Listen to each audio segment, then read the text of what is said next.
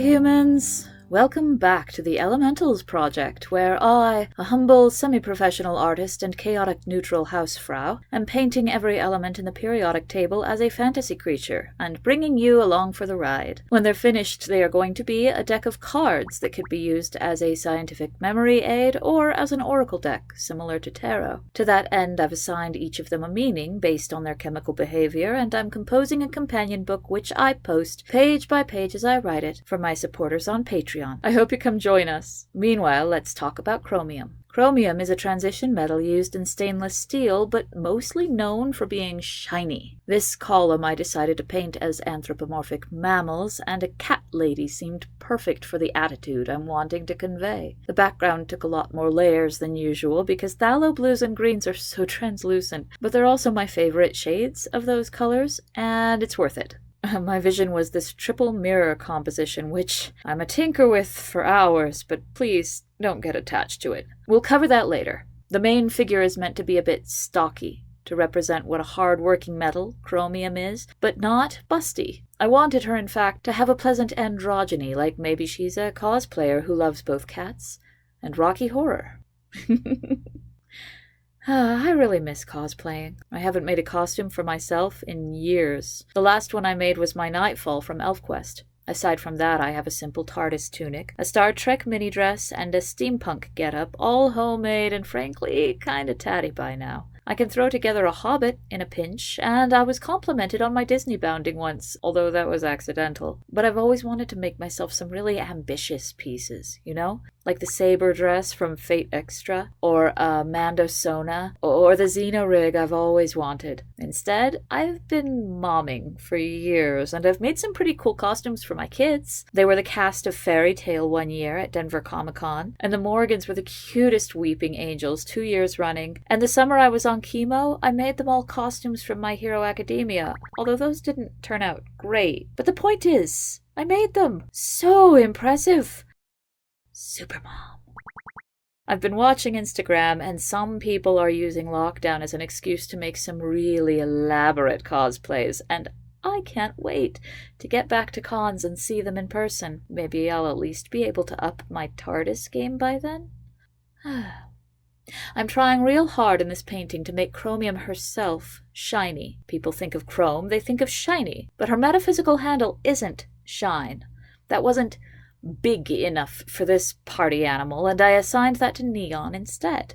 She needs to be recognizably chrome, right? I played with concepts like extroversion and reflection and bold, but what I finally eureka'd with was swagger. Strong on the inside, shiny on the outside, yeah. It's the third hardest element, it's resistant to tarnish, and it has loads of swagger. You will note that this isn't a tarot-based concept, and that's because I'm not trying to create a one-to-one tarot-type deck. For one thing, that would definitely result in me stretching a point to make some cards fit. For another, there are 78 tarot cards and 118 elements. So, off I go, on my own, trying to sift through every intangible quality in the English language to find the one that fits each element. I actually started with a brainstorm in the back of a sketchbook, writing down every word I could think of that might be needed and consulting that list when it was time to divine the divinatory meanings.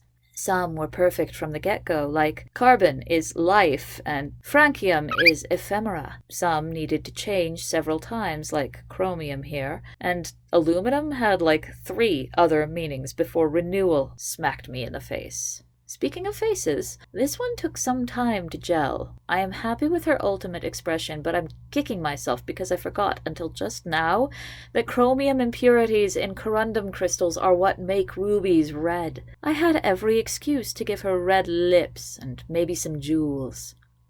Perhaps I will later, but as of now, she's awfully monochrome for someone whose name means colors.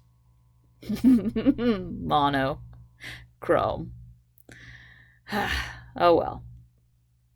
I was also having an uncanny valley feeling about her until I added the side fluff.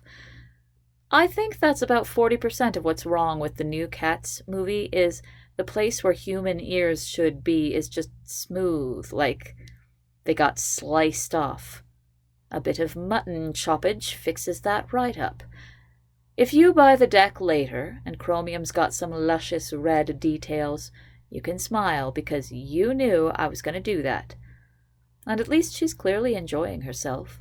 What's she dancing to, do you suppose? Party rock? She-bop? Leave a comment and let me know. I myself don't go dancing a lot for some reason. But I do love music. I've given myself a Pavlovian response to Fleetwood Mac, in fact, because I cook to them. When I'm in a cooking mood, I listen to them and jam out and cook dinner. When I'm not in a cooking mood, but my family needs to eat, I turn Fleetwood Mac on and jam out and cook dinner regardless. Thank you so much, Stevie and Peter and Christine and Nick, and who am I missing? There were so many of them. There are some songs that just make me happy. There's others I only liked after certain movies redeemed them for me. Into the first category fall Cornflake Girl by Tori Amos, and Bloodletting by Concrete Blonde, and Thank You by Alanis Morissette, and yes, The Chain by Fleetwood Mac. Whoop, there's her chemical symbol. In a heart, because why not? Among others. But I hated Calendar Girl until Deadpool made it hilarious. And Father and Son was one of the lesser Cat Stevens songs to me until Guardians of the Galaxy 2, when it made me cry buckets. I've got a strange relationship with LP's music since the cancer, because radiation was so brutal and I hid my panic from myself in a song of hers until I was well enough to deal with it. Muddy Waters, it is. I processed my pain to it, and now it is precious to me. I'll link it below. But hey, speaking of music, sort of, but mostly just geekery, I have an awesome Lord of the Rings story. The movies came out while I was in art school, and I had a friend who was the absolute quirkiest.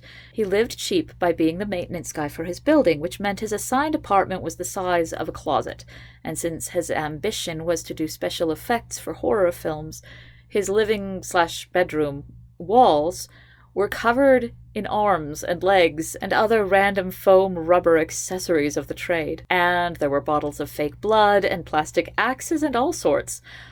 But he was a seriously nice person, and fun in a quiet, sarcastic way, and he worked at the downtown movie theater. I don't know if this is still a thing, but back then the theater employees had to watch the movies as they arrived to make sure they were fully functional, and Sean volunteered to watch Return of the King, and he asked me to join him. So I got to watch Return of the King in an empty theater with a hot redhead 24 hours before anyone else. Oh, it was absolute heaven. I would have been all about necking in the back row, but the movie had me riveted. Most especially when Pippin started singing. Later on, I messed that friendship up, and I've always been sorry. I hope Sean's out there, gluing prosthetics onto a slasher villain. I hope he has a much bigger living space. I hope he's happy, because he deserves it. Yeah. I got to meet Billy Boyd in 2018, and he's super nice. I actually have never met a celebrity that wasn't super nice. I could tell he was really easy to talk to, and I would have had lovely conversations with him, but God's help me, I was so starstruck. All I could do was hold out the painting I'd made for him and be like, "Tee, happy birthday come Tuesday. I painted this small so that you could easily fit it in your luggage. Tee." And he was like, something polite I couldn't hear because sexy Glasgow accent, and Pippin took, and I was freaking out on the inside. During his Q&A, he called Dominic Monaghan and put him on speakerphone so we, the audience, could hear the two of them improv outrageously together. Dom answered the phone with, "Good news, Billy! The bum rush has cleared up. You should seriously try this ointment." And it went on from there. We were all laughing so hard. In a crowded room with no masks on. Oh, those days of innocence. Shall we ever see their like again? Anyway, good con, good times. While we were telling anecdotes, the painting process continued. Her hair did look okay before from a distance, but up close it looked lazy.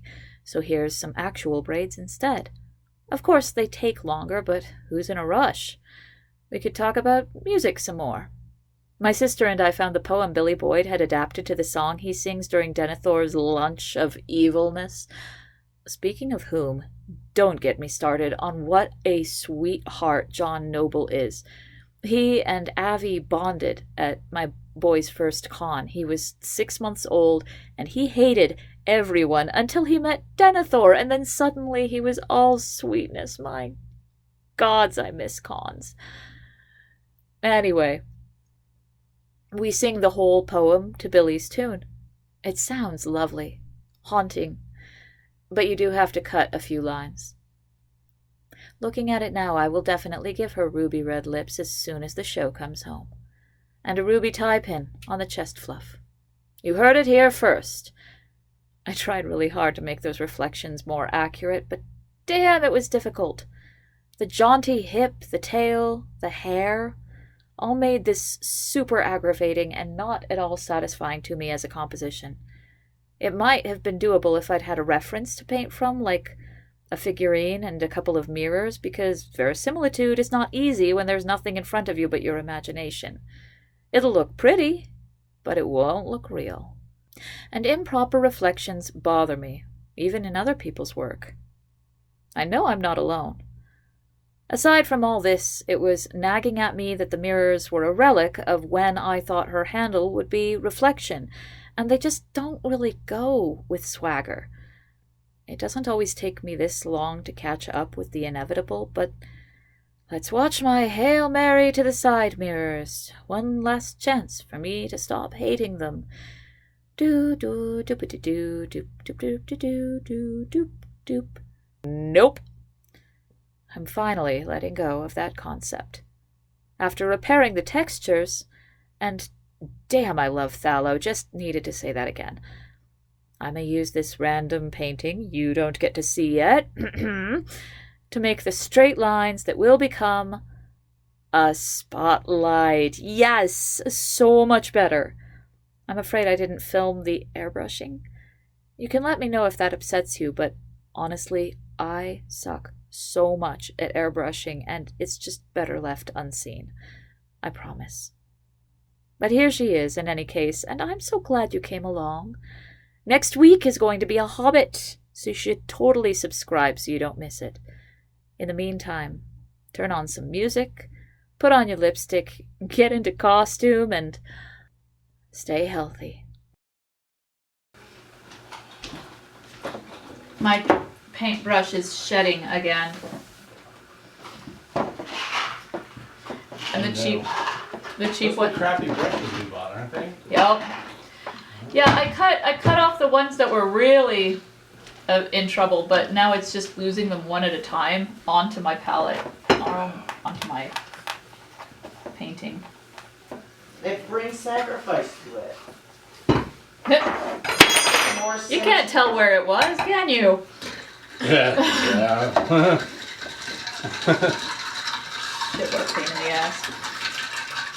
Alright. Should we get some good brushes now? Yes.